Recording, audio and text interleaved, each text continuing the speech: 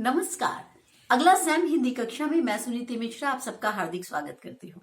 तो बच्चों, आजकल हम पढ़ रहे हैं कक्षा 10वीं की कृतिका और आज मैं पढ़ाने जा रही हूँ उसका दूसरा पाठ, जॉर्ज पंचम की नाक। इसके लेखक हैं कमलेश्वर जी। तो बच्चों, ये जो कहानी है इसमें उस समय की भारतीय सरकार की मानसिकता व्यक्त हुई है। ये बताना चाहता है लेखक कि वर्षों से हम जिन लोगों के गुलाम रहे, जब वे ही अंग्रेज भारत से चले गए और उनके चले जाने पर भी हम लोग शायद मानसिक रूप से जो उनकी गुलामी थी उसको त्याग नहीं पाए।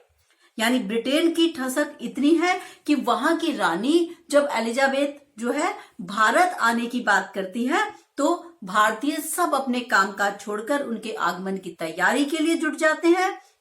पूरा सरकारी तंत्र जुट जाता है और जॉर्ज पंचम की टूटी नाक लगाने के लिए अपनी नाक तक काटने के लिए तैयार है। आप जानते हैं नाक कटना एक मुहावरा है जिसका मतलब क्या होता है, हमारी इज्जत मिट्टी में मिल जाना। तो ये बता रहा है कि इस प्रकार की एक व्यंग्य कहानी है। जब मैं आपको धीरे धीरे पढ़ाऊंगी तो आप समझ में आते जाएगी आपको कि किस प्रकार से लेखक का आक्रोश उन भारतीयों के प्रति है जो आज भी मानसिक रूप से अंग्रेजों की गुलामी करते हैं।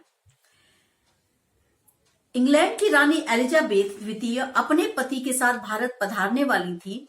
उनके आगमन की चर्चा रोज लंदन के अखबारों में हो रही थी। तैयारियां चल रही थी। रानी हिंदुस्तान, पाकिस्तान और नेपाल के दौरे पर कौन कौन सा सूट पहनेगी, ये सब चीजें जो है अखबारों में आ रही है। इसे लेकर दर्जी बड़ा परेशान था। उनके आने से पहले रानी के सेक्रेटरी आदि की सुरक्षा का भी वे दौरा कर लेना चाहते थे। फोटोग्राफर की फौज तैयार की जा रही थी। इंग्लैंड के अखबारों में जो भी खबर छपती, दूसरे दिन हिंदुस्तान के अखबारों में उसका ब्यौरा होता। अब रानी ने कौन सा सुंदर रेशमी का सूट बनवाया है, वो हिंदुस्तान से मंगवाया गया है, उसका खर्चा 400 पाउंड है। फिर तो रानी के नौकरों, बावर्चियों, खानसामों, अंगरक्षकों सबकी पूरी पूरी जीवनी अखबारों में छपने लगी। यहां तक कि शाही महल के कुत्तों की भी तस्वीरें अखबार में आने लगी।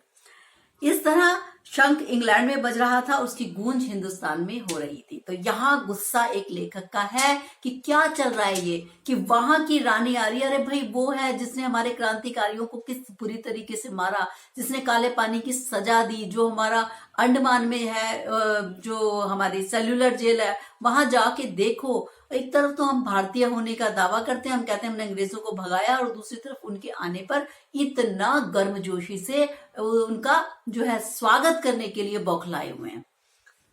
राजधानी में तहलका मचा हुआ था। देखते ही देखते दिल्ली की काया पलट होने लगी। अब हुआ क्या, एक अनोखी घटना घटी कि इंडिया गेट के सामने वाली जॉर्ज पंचम की लाट की नाक यकायक गायब हो गई। यानी जो मूर्ति थी उसकी नाक जो है वो टूट गई, पता नहीं कहां चली गई। हथियारबंद पहरेदार गश्त लगा रहे और लाट की नाक चली गई। हिंदुस्तान के जिन लोगों की नाक मूर्तियों से गायब हो गई थी वे तो अजायब घर में पहुंचा दी गई थी, लेकिन रानी आए और जॉर्ज पंचम की नाक ना हो, ये कैसे हो सकता है। चिंता बढ़ी, मीटिंग्स बुलाई गई। सभी चिंतित थे कि यदि यह नाक नहीं है तो हमारी नाक नहीं रह जाएगी, यानी जॉर्ज पंचम की नाक नहीं लगी तो हमारी तो इज्जत मिट्टी में मिल जाएगी। मीटिंग में हुए निर्णय के अनुसार एक मूर्तिकार को दिल्ली में हाजिर होने के लिए हुक्म दिया गया। मूर्तिकार उपस्थित हुआ। उसने जब सबके उतरे हुए चेहरे देखे तो बुरी हालत देखकर मूर्तिकार की खुद की आंखों में ही आंसू आ गए। अब इन्होंने मूर्तिकार को आवाज लगाई, मूर्तिकार, जॉर्ज पंचम की नाक लगानी है। मूर्तिकार ने हामी भरी, हाँ ठीक है, नाक लग जाएगी, पर मुझे बताना पड़ेगा कि इस लाट का पत्थर, यानी जिस पत्थर की मूर्ति बनी है, वो पत्थर कहां से लाया गया था। यह सुनकर सारे हुकाम एक दूसरे की नजर देखने लग गए।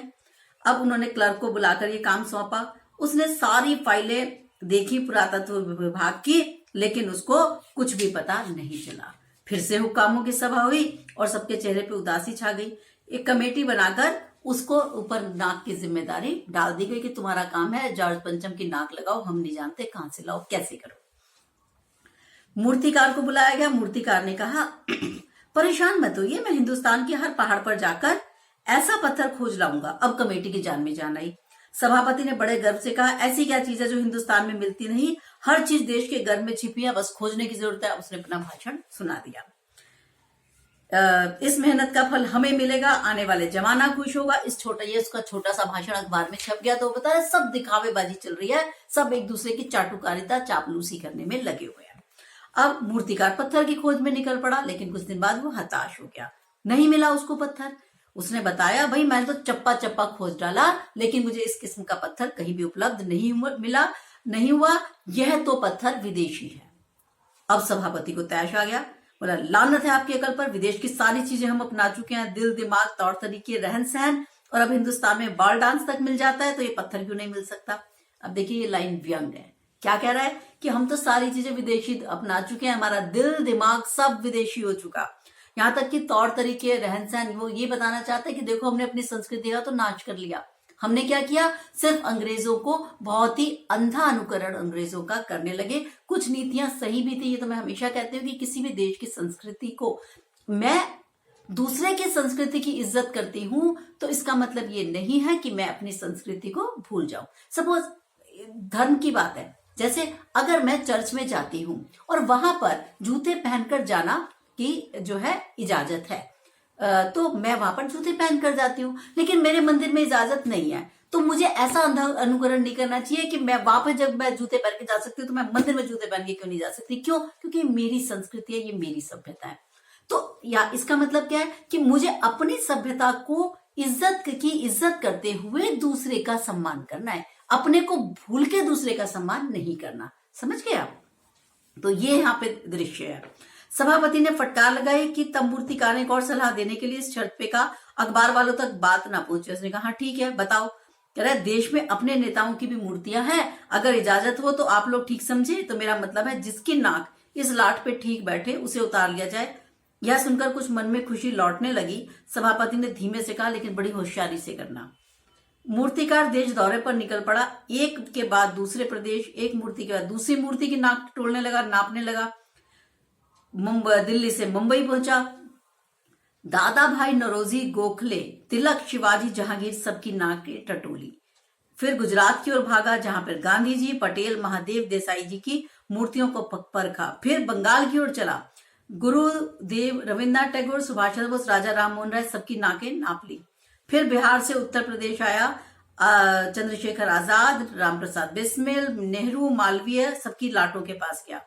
घबराहट में फिर मद्रास पहुंचा और मद्रास से केरल, फिर पंजाब, लाला लाजपत राय, भगत सिंह सबका सामना किया और अंत में दिल्ली पहुंचकर उसने कहा पूरे हिंदुस्तान की परिक्रमा कराया, मूर्तियां देखाया, सबकी नाकों का नाप लिया।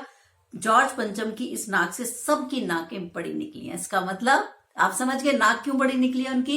कह रहा मतलब उसका क्या मान सम्मान है, जो हमारे देश के क्रांतिकारी हैं उनके सामने जो जॉर्ज पंचम है उसकी कोई हस्ती नहीं है। तो ये एक व्यंग है कि हमारे सारे नेताओं की नाक उस जॉर्ज पंचम की नाक से बड़ी है, वो उसकी नाक पे फिट नहीं हो सकती। क्यों? क्योंकि वो ज्यादा आदरणीय है, वो उतना आदरणीय नहीं है। समझ गए? आगे चलते हैं। मूर्तिकार का यह बयान सुनकर सब हताश होकर झल्लाने लगे। मूर्तिकार आ गया, बोला अच्छा सुनो, बिहार सेक्रेटरीट के सामने सन 42 में शहीद हुए छोटे बच्चों की मूर्तियां स्थापित है, शायद बच्चों की नाक फिट हो जाए। यह सोचकर वो वहां भी गया, लेकिन उन बच्चों की नाकें भी इससे कहीं बड़ी बैठती थी। बताइए अब मैं क्या करूं। यानी जो 42 के शहीद बच्चे हैं उनका भी, उनके की कीमत भी, यानी उनकी का भी मान सम्मान हमारी नजरों में, बल्कि तो वो तो क्रांतिकारियों से भी बड़ा है क्योंकि बच्चों ने शहादत दी। तो कह रहा है उनकी भी नाक इस जॉर्ज पंचम की नाक से बड़ी है, यानी वो भी बहुत आदरणीय है, उनकी नाक भी इस पर फिट नहीं होने वाली। मूर्तिकार कहाँ हार मानने वाला था। राजधानी में अन्य सभी तैयारियां चल रही थी। जॉर्ज पंचम की लाट को मलकर नहलाकर रोगन कर दी गई, दोबारा से तैयार कर दी गई थी। केवल नाक न होने के कारण बड़े बड़े कामों में खलबली मच गई। इधर मूर्तिकार ने फिर शर्त दोहराई। कमरे के दरवाजे बंद कर दिए गए जिसमें कमेटी बैठी हुई थी। मूर्तिकार ने एक नई योजना पेश की कि नाक लगाना एकदम जरूरी है। इसलिए राय उसने क्या दी कि 40 करोड़ में से यदि कोई एक जिंदा आदमी अपनी नाक कटाकर दे दे तो उसकी नाक लगा दी जाए। मूर्तिकार की सलाह को सुनकर सन्नाटा छा गया। सबको परेशान देखकर मूर्तिकार ने कहा, आप लोग घबरा क्यों रहे हो, ये काम मुझ पे छोड़ दीजिए, नाक चुनना मेरा काम है, आप बस इजाजत दो। कानाफूसी करके मूर्तिकार को इजाजत दे दी गई। अखबार में सिर्फ इतना छपा कि नाक का मसला हल हो गया और राजपथ पर इंडिया गेट के पास वाले जॉर्ज पंचम की लाट के नाक आगे लाट की नाक लग रही है। अब मूर्ति के आसपास का तालाब सुखाकर उसे साफ करके ताजा पानी डाला गया, जिससे जिंदा लगाई जाने वाली नाक सूख न जाए।